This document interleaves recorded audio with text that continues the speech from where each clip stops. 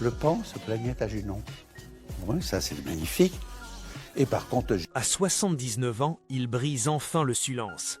Dans une pièce sobrement éclairée, Hervé Villard fixe la caméra et prononce ces mots. « J'ai aimé un homme, je l'aime encore, et je l'ai épousé. » Une déclaration inattendue, puissante, bouleversante.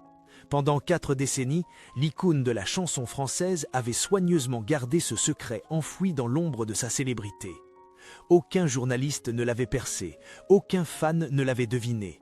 Aujourd'hui, il choisit de tout révéler, non pas pour choquer, mais pour rendre justice. À lui et à l'homme resté dans l'ombre depuis plus de 40 ans. Qui est-il ? Pourquoi Hervé Villard a-t-il préféré taire cette histoire d'amour ? Et qu'est-ce qui l'a poussé à parler, maintenant ? Avant d'être Hervé Villard, il était René Villard, un enfant perdu dans les méandres d'un système qui ne voulait pas de lui. Né en 1946 dans le Loiret, il est abandonné par sa mère à l'âge de 6 ans. Elle disparaît sans un mot, sans un adieu. Pour l'enfant, c'est une cassure irréparable. Il grandit ballotté de foyers en orphelinat, de familles d'accueil en institutions catholiques. Le manque d'amour devient sa norme, le silence, son unique refuge. À 10 ans, il est diagnostiqué inadapté scolaire. Trop sensible, trop fragile, trop silencieux. Les éducateurs ne savent pas quoi faire de lui.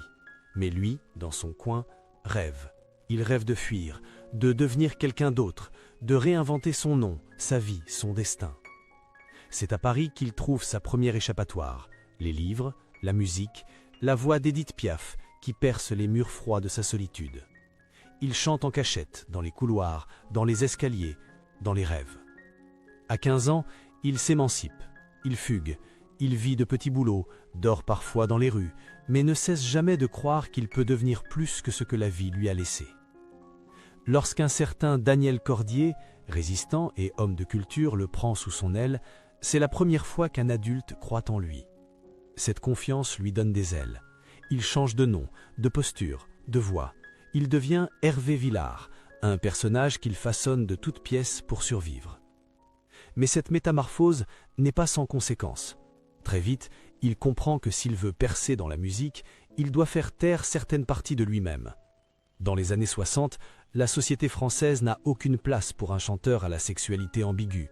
On exige des chanteurs qu'ils fassent rêver les jeunes filles, pas qu'ils aiment en secret. Alors, il verrouille son cœur. Il devient charmeur à l'écran, distant en coulisses. Il sourit, il brille, mais il se tait. Ce silence ne vient pas de la lâcheté. Il est la suite logique d'un apprentissage cruel. Dans sa jeunesse, chaque fois qu'il s'était ouvert, il avait été trahi, déplacé, corrigé. L'amour, pour lui, n'est jamais allé de soi. C'est un privilège fragile.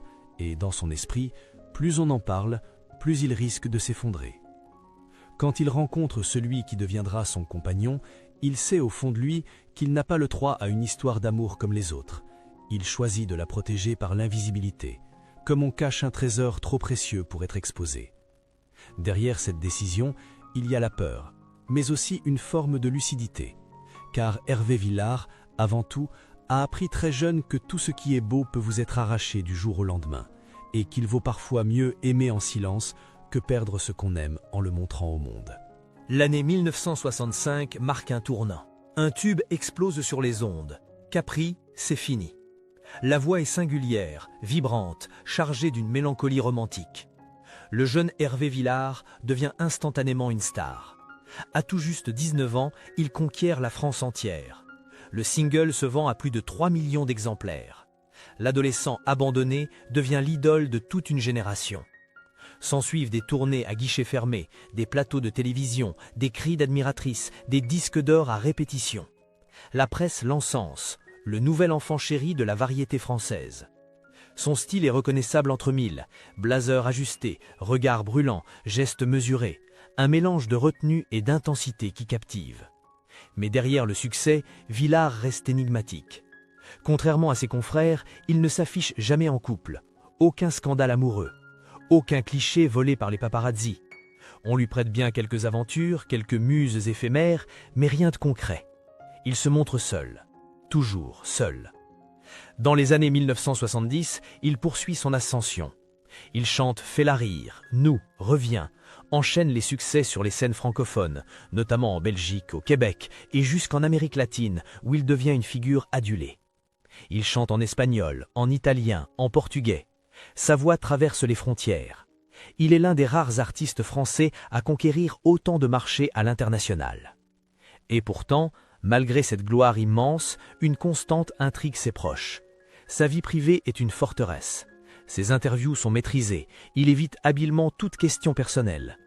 Quand un journaliste tente de le faire parler d'amour, il répond par des pirouettes. « J'ai aimé, bien sûr, mais la musique reste mon grand amour. » Derrière cette phrase de façade, une vérité qu'il ne peut ou ne veut pas dire.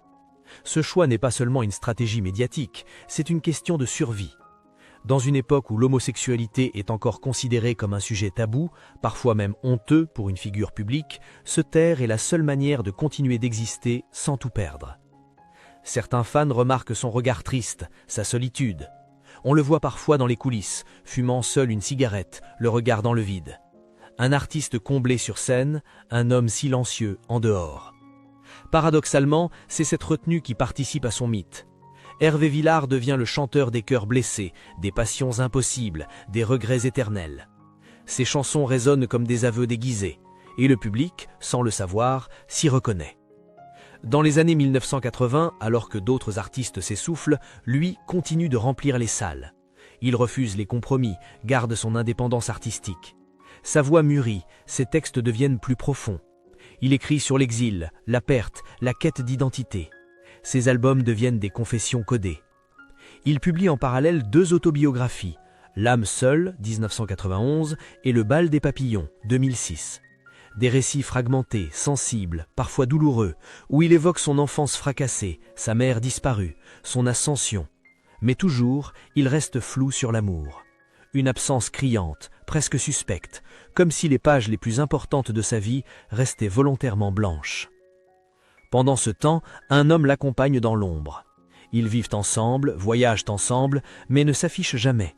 Même dans les dîners privés, il est présenté comme un ami.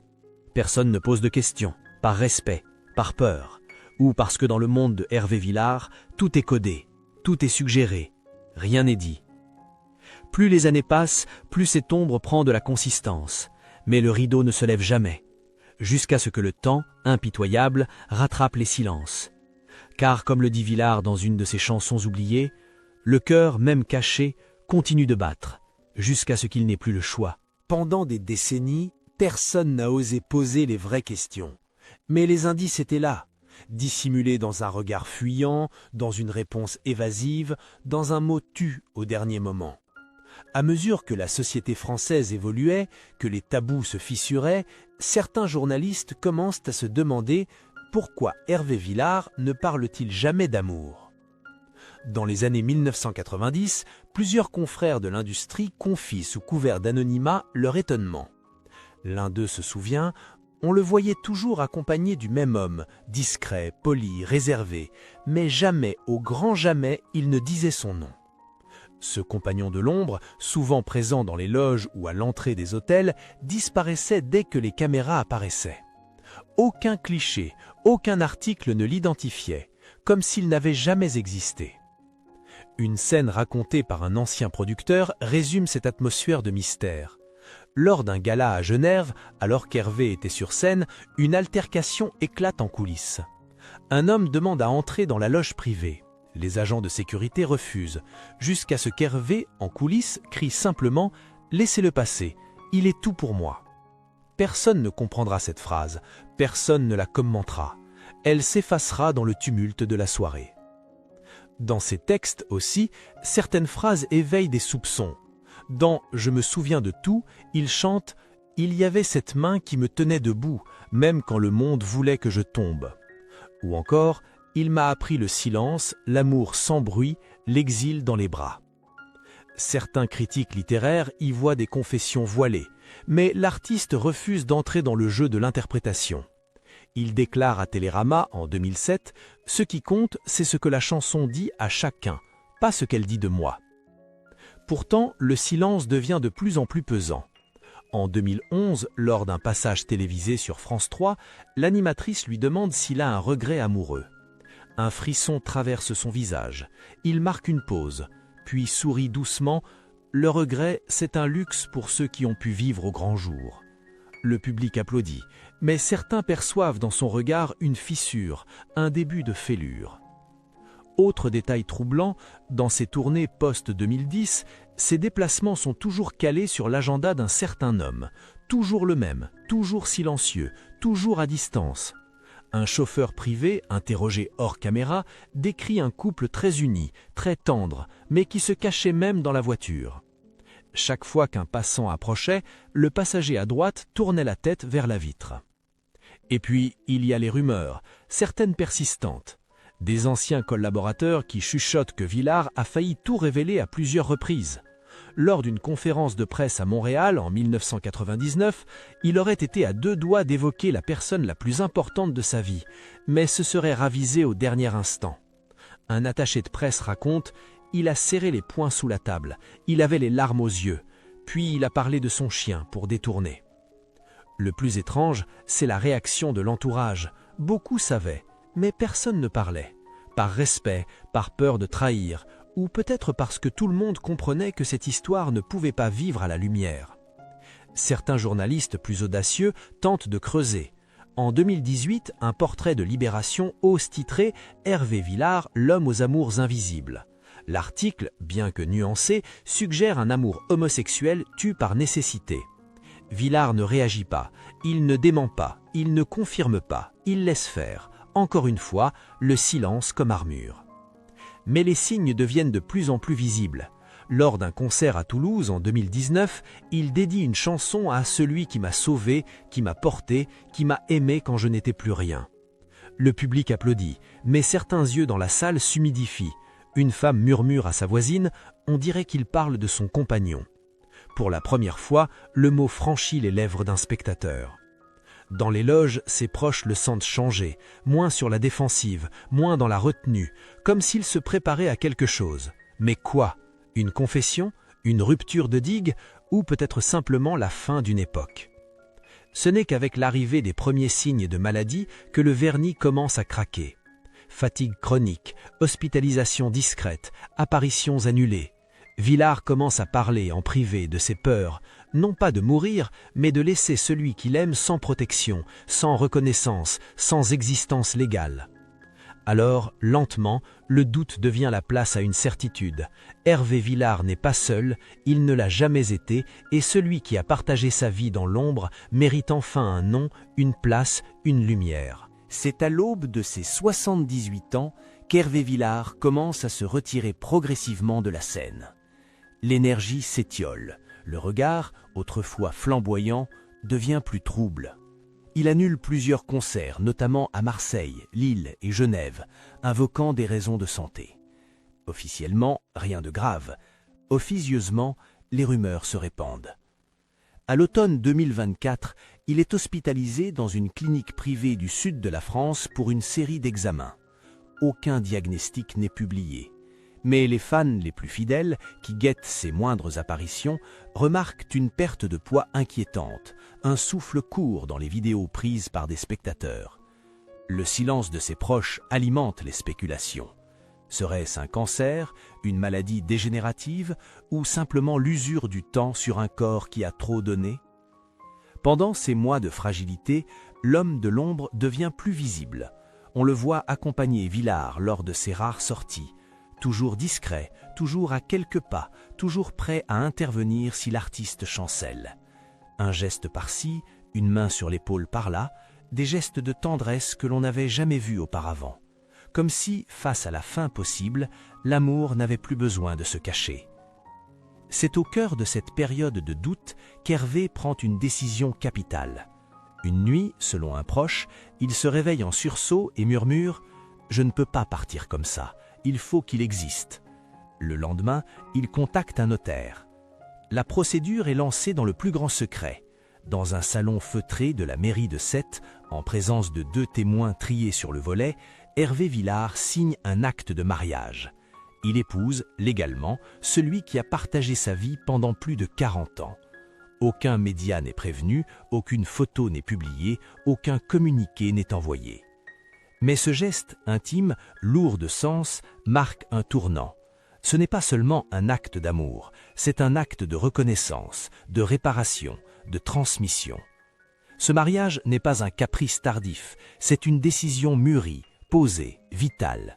Car Hervé le sait, sans cela, l'homme qu'il aime n'aurait aucun droit, aucun héritage, aucune trace officielle de leur existence commune. Tout ce qu'ils ont construit ensemble, les souvenirs, les biens, les douleurs et les joies, risquait de s'effacer avec lui.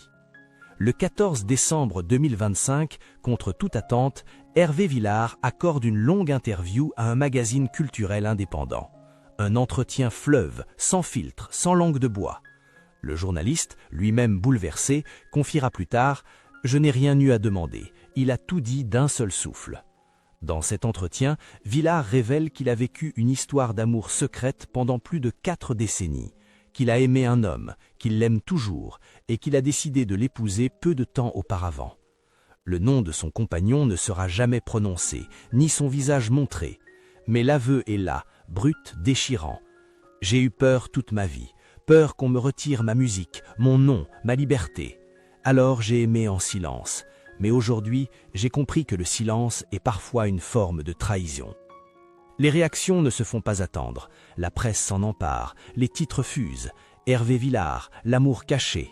40 ans d'ombre, un mariage à la lumière. La dernière confession d'un monument. Certains commentateurs saluent le courage. D'autres se demandent pourquoi maintenant. Mais la majorité comprend et respecte.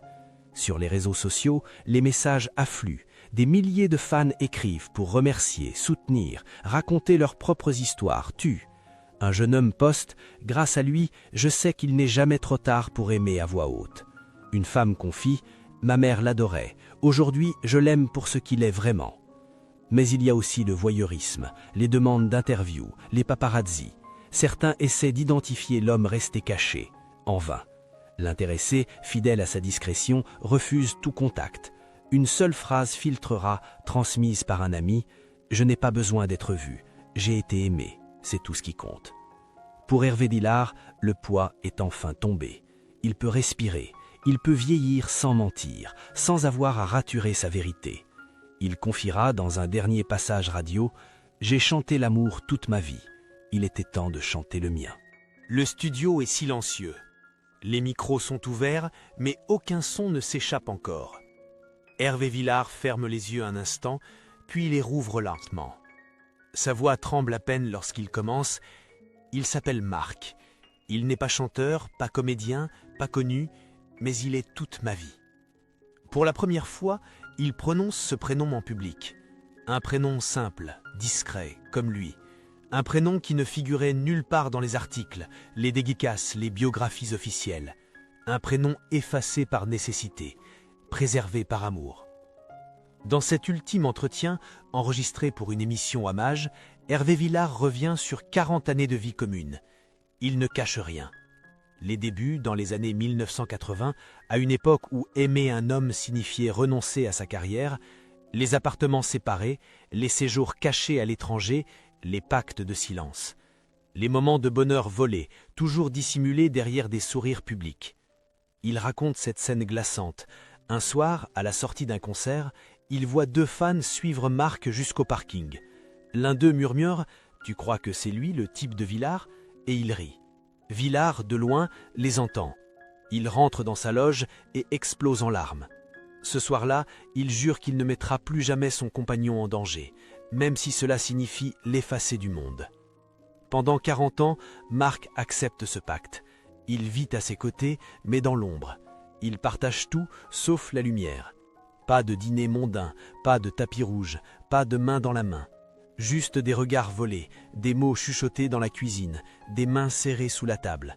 Hervé murmure « Il aurait eu toutes les raisons de partir. Il ne l'a jamais fait. » Ce choix du silence n'était pas un caprice, il était vital.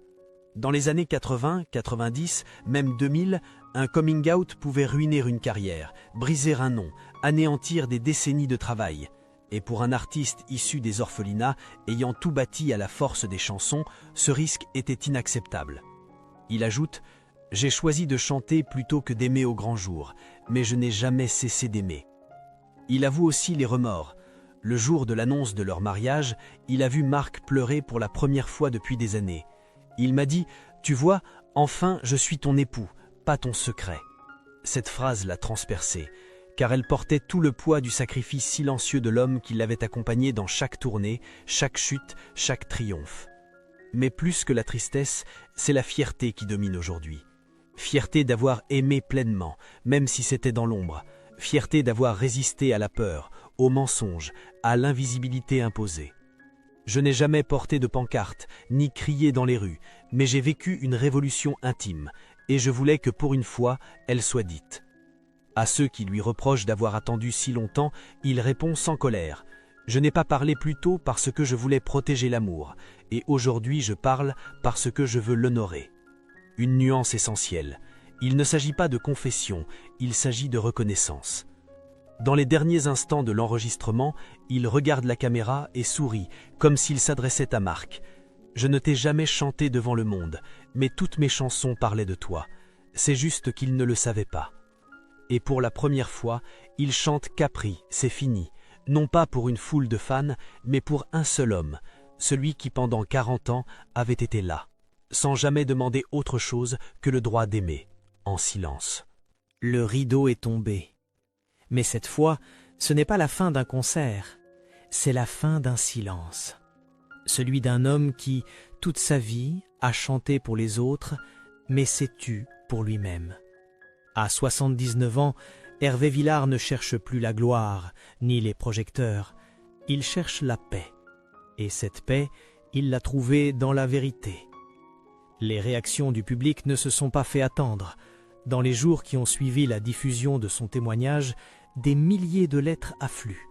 Pas des lettres de fans hystériques, non, des mots sincères, des confessions, des remerciements, des histoires d'amour longtemps cachées qui trouvent enfin un écho. Des radios lui rendent hommage, des artistes plus jeunes saluent sa dignité. Plusieurs chanteurs évoquent, pour la première fois, leur propre combat contre l'invisibilité. Le nom de Villard revient dans les discussions, non plus seulement comme celui du chanteur de Capri, mais comme celui d'un homme qui a su enfin s'appartenir. Dans sa maison du Sud, face à la mer, Hervé vit désormais loin du tumulte. Il sort peu, il écrit encore. Parfois il écoute de vieux vinyles, relit ses propres paroles, les doigts posés sur les souvenirs. Marc est là, toujours, moins dans l'ombre, plus dans la lumière. Ils marchent ensemble au marché du village, ils ne se cachent plus. Un journaliste venu l'interroger lui demande un jour s'il regrette de ne pas avoir parlé plus tôt. Il répond simplement « Non, parce qu'il n'est jamais trop tard pour dire je t'aime. Tant qu'on est vivant, il n'est pas trop tard. » Cette phrase restera peut-être comme son plus bel héritage. Le parcours d'Hervé Villard nous rappelle une vérité simple mais essentielle. La célébrité protège peu face à la peur, et le succès n'efface pas les blessures de l'enfance, les dictates d'une époque, les silences imposés. Ce que l'on cache pour se protéger finit par nous enfermer. Mais parfois, le courage vient à la fin, comme un dernier souffle de liberté, une dernière chanson qu'on n'avait jamais osé chanter. Alors il reste une question, suspendue comme une note tenue trop longtemps. Combien d'autres histoires d'amour vivent encore dans le noir en attendant le moment d'exister ?